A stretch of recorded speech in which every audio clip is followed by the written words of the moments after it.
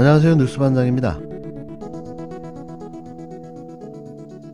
윤핵관 논란으로 선대위 자리에서 물러난 장제원 국힘당 의원이 정권 대리인으로 안철수 국민의당 대선 후보 측과 단일화 논의를 한 것으로 드러났습니다.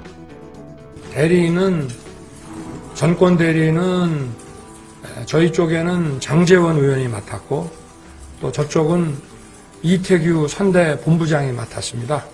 장제원 의원은 그 매형과 안철수 후보가 그 카이스트 교수인데 가까운 사이로 저도 알고 있어서 서로 의사 전달하기가 편하지 않겠나 이렇게 생각을 했고, 그리고 또 안 후보께서도 이쪽에서 장제원 의원을 협의 채널로 하는 거에 대해서 동의하신 거로 그렇게 알고 있고요.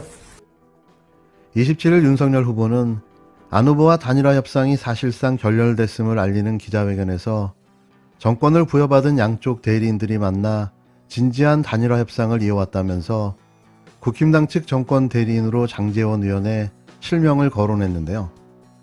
그러면서 장 의원 매형이 카이스트 교수인데 안 후보와 가까운 사이로 알고 있어서 안 후보 측의 의사를 전달하기 편하지 않겠나 생각했다고 설명했습니다. 장제원 의원이 윤석열 후보 측 정권 대리인으로 야권 단일화 협상에 나선 사실이 드러나자 더불어민주당은 이를 즉각 문제 삼았는데요. 비선 실세들이 판을 치며 국민을 기만하고 있었기 때문입니다. 이들이 정권을 잡으면 과연 어떻게 되겠습니까? 불보듯 뻔한 사태가 벌어지지 않을까요? 우상호 더불어민주당 총괄 선대위원장은 이날 기자간담회 이후 이것은 국민을 속이는 것이라며 겉으로는 윤핵관을 뒤로 후퇴시켰다고 해놓고 정작 중요한 결정은 전부 윤핵관을 통해서 했다는 것은 국민들을 우롱하고 속이는 것이라고 비판했습니다. 그 장제원 의원이 협상 파트너 테이블의 대리인이었다는 대목에 대해서 문제를 삼는데 왜 문제를 삼는 겁니까? 아니, 이분이 이제 그 아드님, 그 래퍼하던 아드님 문제도 있고, 또 이준석 그 대표하고 갈등 과정에서 윤핵관으로 지명되어서 뒤로 이선 후퇴하신 분 아닙니까? 그랬죠. 직책을 다 내놓으셨죠. 그래서 백의종군 한다고 했는데, 아니, 이 후보와 후보 간의 단일화 협상이라는 거는 어떻게 보면 최고 중요한 역할 아니겠어요? 근데 이 역할을 맡았다 이렇게 나오는 걸 보면 백의종군한 게 아니지 않습니까? 사실은 제일 중요한 일을 뒤에서 조정하고 있었던 거 아니겠습니까? 그러면 우리가 이런 걸 백의종군이라고 얘기 안 하죠. 예. 그러니까 이제 이준석 대표가 중간중간에 계속 이 윤핵관 얘기를 계속 했단 말이죠. 그래서 지금 뭐 선대위에 있으면 본부장이 권영세 의원이고 전략기획본부장이 이철규 의원이고 이런데 뭘 자꾸 뭐라 그러나 했는데 보니까 사실은 뒤에서 모든 걸 주물르는 사람은 역시 장제원 의원이었구나 하는 것을 확인시켜준. 근데 그것도 윤석열 후보 자기 입으로 직접 이름을 공표했지 않습니까? 그래서 국민들이 볼 때 아니 뒤로 물러나 있다고 한 사람이 사실 전면에서 제일 중요한 것을 핸들링하고 있었네 이렇게 알게 되었기 때문에 그렇다면 지난번에 했던 얘기는 거짓말이었구나. 국민을 속였구나. 저는 그렇게 지적한 것입니다.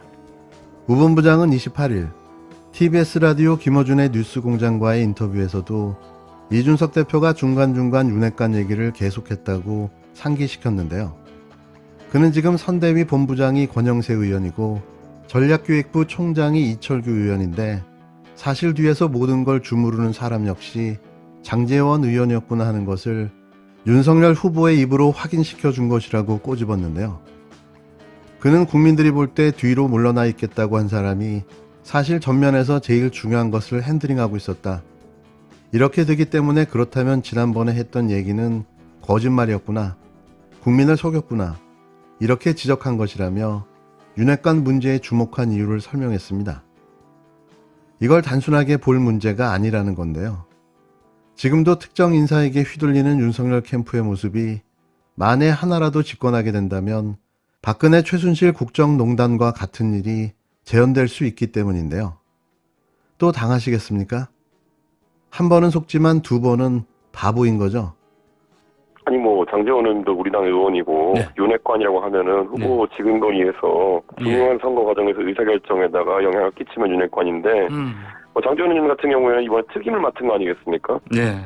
그리고 저도 뭐 그 사실을 인지하고 있었고, 사실 뭐 이 부분에 있어서 장제원 의원님이 협상에 나섰던 것은 오히려 안철수 대표 쪽을 배려하기 위한 처사였기 때문에 문제될 건 없다고 봅니다.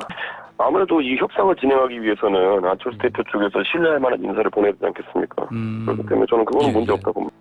같은 날 이준석 국힘당 대표는 윤핵관 논란이 다시 불거진 데 대해 YTN 라디오 황보선의 출발 새 아침과의 인터뷰에서 윤핵관은 후보의 지근거리에서 의사결정에 영향을 끼치는 것인데 장 의원은 이번에 책임을 맡지 않았나라며 장 의원이 협상에 나선 건 안철수 후보를 배려하기 위한 처사였기에 문제될 게 없다고 했습니다. 하지만 그의 이런 말은 도무지 납득하기 힘든데요. 이 대표는 지난해 윤석열 후보의 윤핵관 문제로 계속해 갈등을 빚어왔고 그로 인해 2번이나 당무직을 이탈하는 초유의 사태까지 벌여왔습니다. 그런데 뒤로 물러났다는 윤핵관이 이렇게 실세로 확인됐는데도 아무런 문제가 없다고 말하고 있는데요. 이건 뻔한 결과입니다. 검찰 캐비넷 속에 잠자고 있던 자신의 치부가 그의 목줄을 죄고만 건데요. 약점 잡힌 마삼중이 착한 양으로 변해버린 거죠. 아마 뭘 해도 문제가 없다고 말할 겁니다. 가늘고 길게 가자고 결심한 거죠.